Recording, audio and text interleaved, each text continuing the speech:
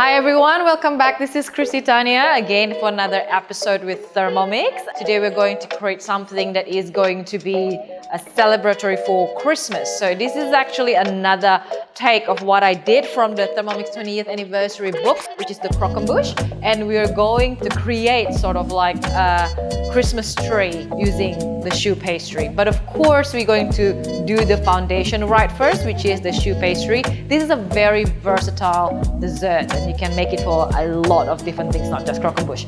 So without further ado, we're going to start now.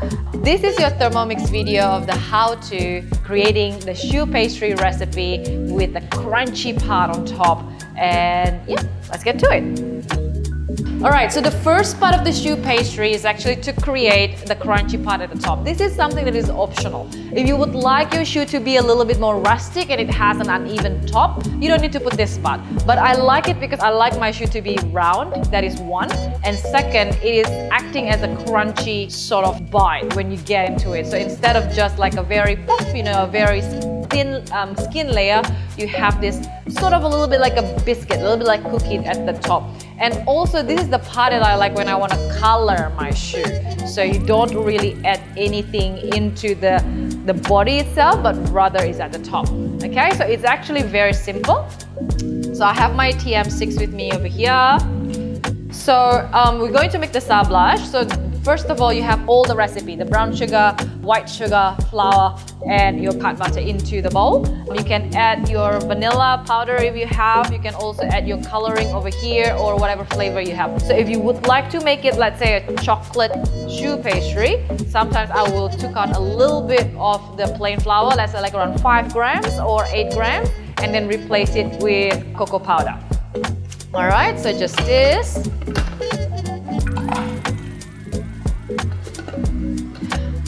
I'm showing you the manually how to do it one by one, but if you go through the cookie dough and go to my recipe of the Christy Tania showstopper, you can have an absolute step-by-step on the creation of each component without having to jot it down of how you do it and things so on and so forth. So if you are doing it without the recipe, all you need is probably just around 30 seconds of around speed 4.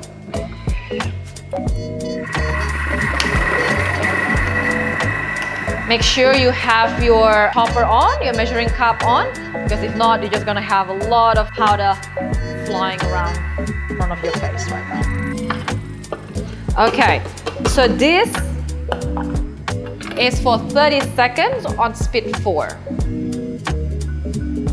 Sometimes your butter is colder and it's a little bit more crumblier and you need to do a little bit more mix and do that. You basically need to reach it around this stage.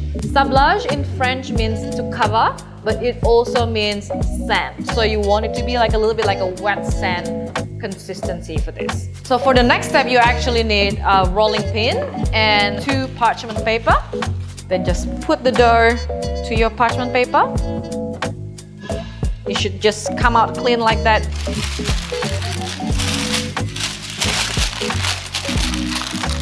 Put the other parchment paper at the top.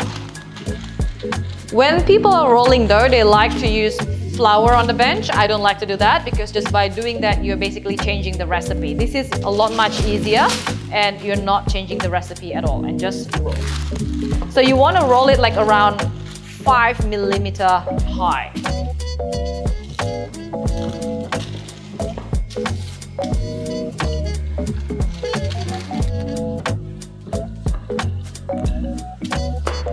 Alright, so when you're done, all you gotta do is just to keep this in the freezer so that it's going to harden for around 30 minutes. So it's just going to be hardened and it's ready to cut for our next step.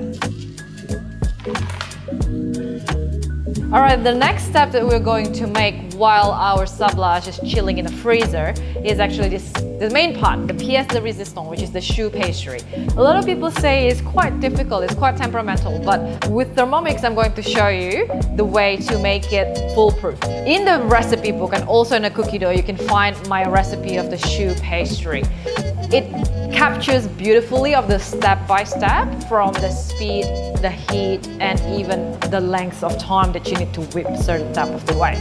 So here in the video, I'm going to show you a little bit of tricks and a little bit of tips to make sure that every time you make this choux, the result will be just exactly the same. All right, so in here you have your milk, you have your water, and you have your butter as well, your cube butter.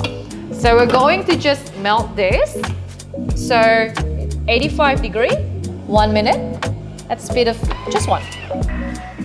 Okay, so we're waiting for that. All right, so everything is melted through.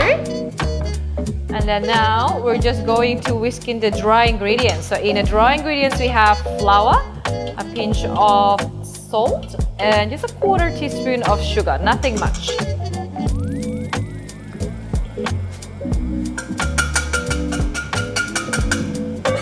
Alright, so the flavor stays like quite bland because let's say that if you guys would like to make gougère, you know, like a choux pastry with grated cheese, you just have to fold it through it at the later stage and that will add the flavor to it.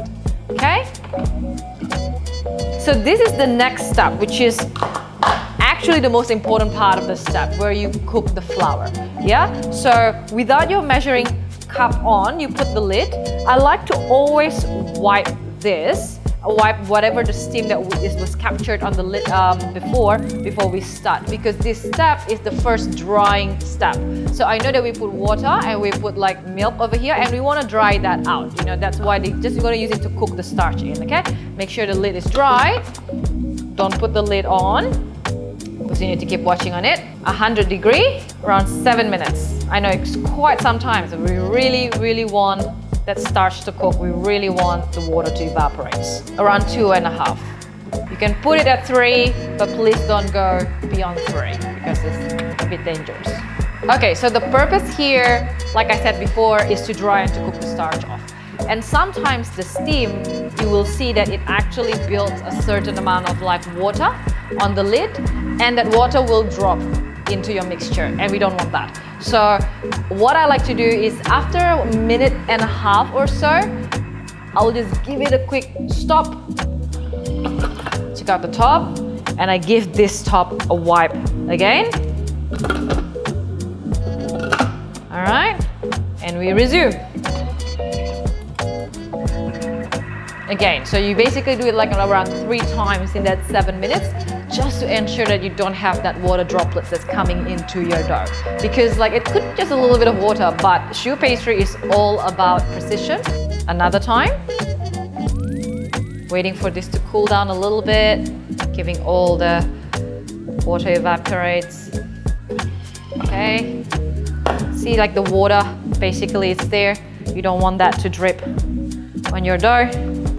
Give it a wipe and finish it, and do it again one more time, just around 1.5 minutes before the whole process finish. Water. Final one.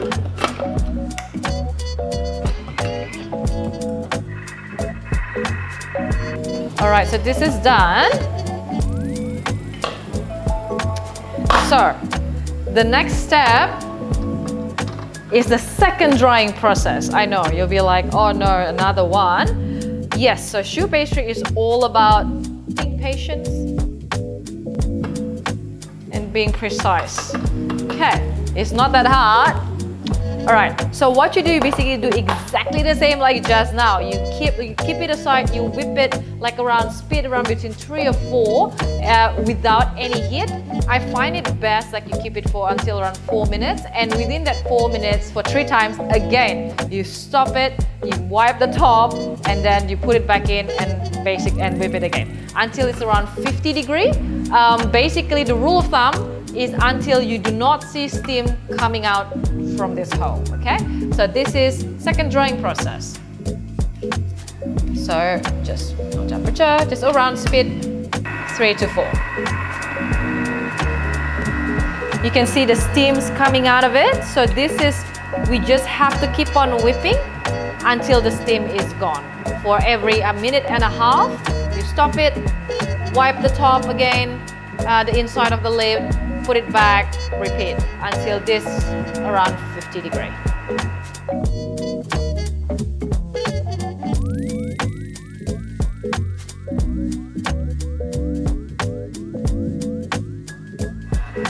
All right, so you see now, like you don't see the steam anymore. It's around 55 degree, almost around like 4 minutes. So this is when you know it's ready for us to introduce the egg. Okay, so just give it a quick stop. Okay, wipe the top again a little bit. Scrape the side. So the recipe calls for 3 eggs.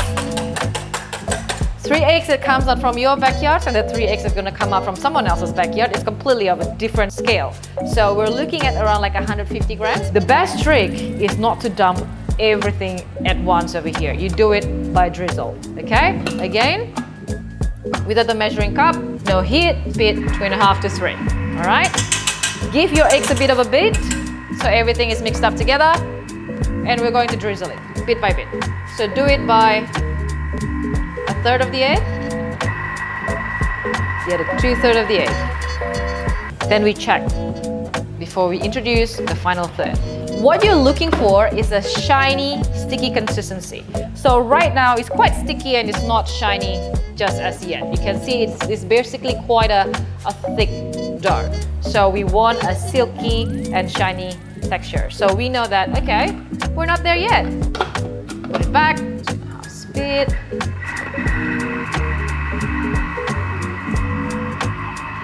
Half of that third, final third. Just give it half first.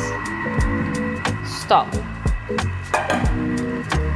Let it work its magic. Make everything blend together. Stop, and let's check it again. So it's very important for this one, okay? We have to make sure that we check it, which is very, very worth it for you to get an exceptional result. Okay, so take a little bit of the dough, run it between your finger. It has to be sticky.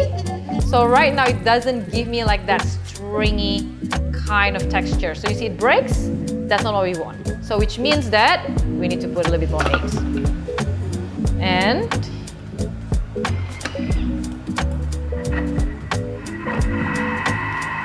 in with the final one.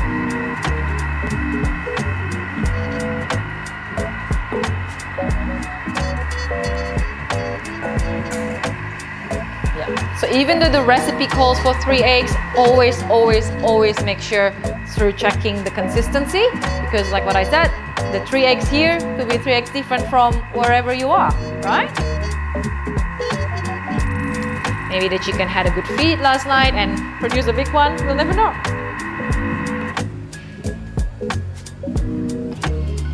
All right, again.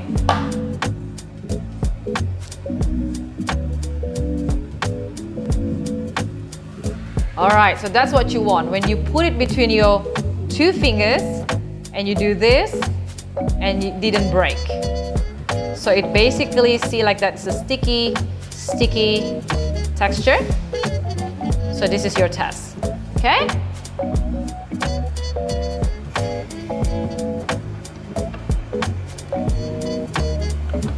And look at how silky that is.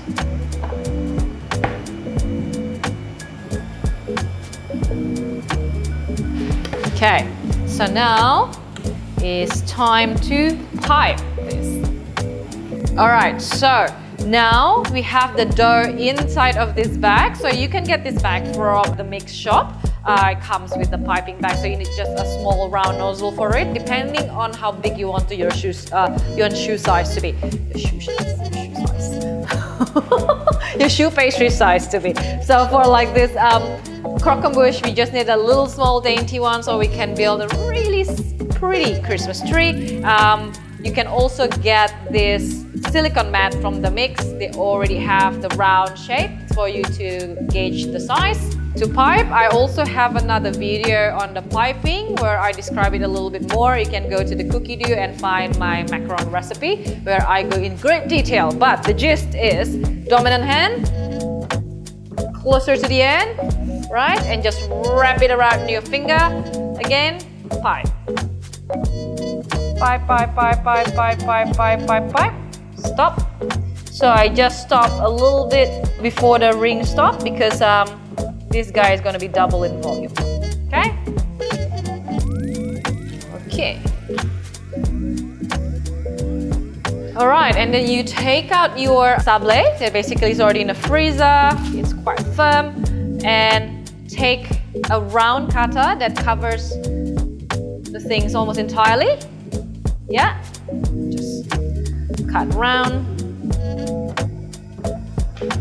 Just gently place it at the top. Yeah, so you have all of this choux already covered with their little sablage. So you're just gonna cook it in the oven. So there's two stages of cooking a choux pastry in the oven. The first one is you cook it at 180 degrees for the first 20 minutes, right? And then without opening the door, you drop the temperature to around 140 degrees for 10 minutes. That's your last drying process. You basically want to make sure that everything inside is completely dry to have a really good crunchy and hollow inside choux that is ready for you to fill to the final product. All right, so let's cook this up. So you have your boiling water with your smaller bowl, and this is already here for a bit so that your bowl stays warm. Be very careful. So this sugar stage is done. Now,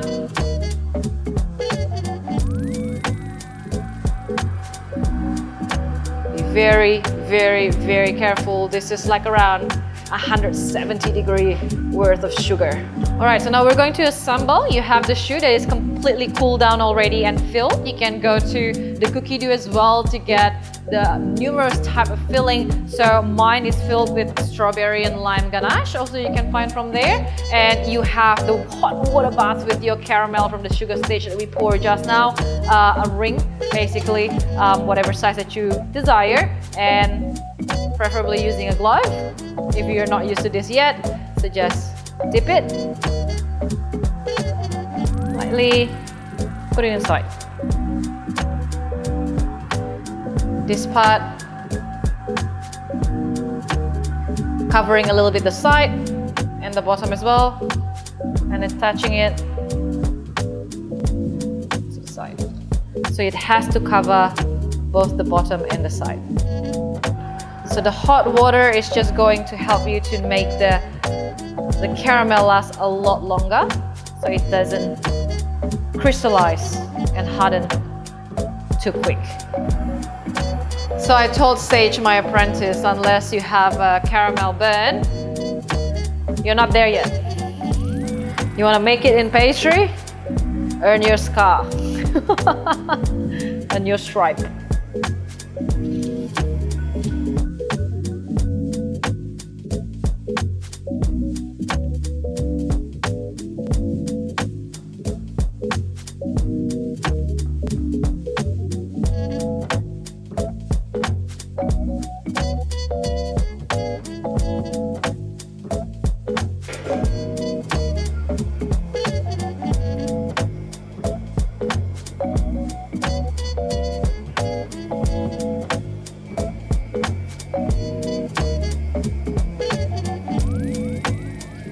And there you have it. So this is going to be like a very impressive Christmas croquembouche to make for this Christmas. You can make the choux pastry and fill it up around a day in advance. Put it in your freezer or fridge and just build this maybe around like 2 hours before your event.